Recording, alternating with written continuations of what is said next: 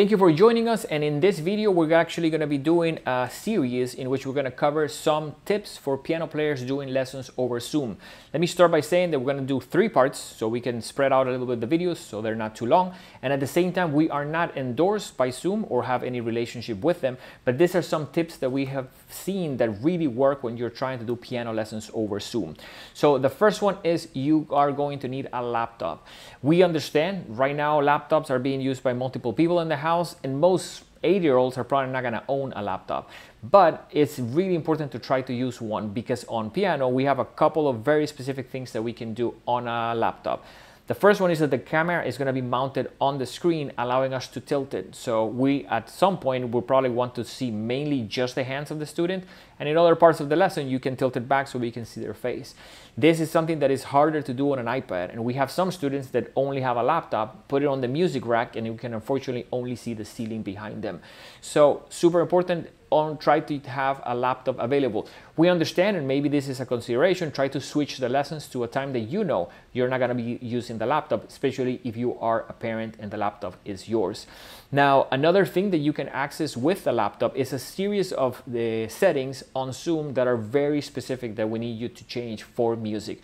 Zoom is designed to be doing mostly communication by talking, and it's not really designed to handle music. So if you disable certain of the functions that it has, it actually works better for music.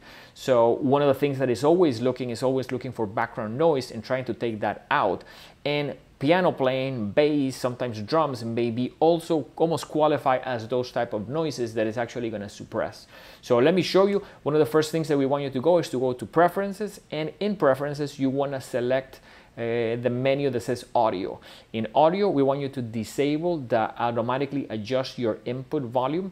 So that is important for the microphone because that way we can hear a little bit better. So you don't want the software to be adjusting your microphone. And at the same time, you can go to the advanced menu, and there we need you to disable 2 functions. They're called suppress intermittent background noise and suppress persistent background noise. Those are the ones that are going to be after sounds like a fan in the room, but we do need them disabled because we're going to hear a lot better if you do so. Now, a laptop also has usually a stronger Wi-Fi, so it's going to be able to connect and maintain communication over video for half an hour, a lot better than an iPad or a phone. So we definitely want to encourage you guys to try to use a laptop. Another important thing is to check the distance that you have with your router. When you are too far away from the router may have a difficult time keeping up. And even more important, check that you don't have too much usage at the same time. You don't want to have 3 people communicating over Zoom or other communications that require video at the same time. That may really drag your speed down and may start having you issues in the session that we are trying to do as a music lesson. So now one of the final tips that we have regarding the communications, and especially laptops, is try to restart the computer right before the session.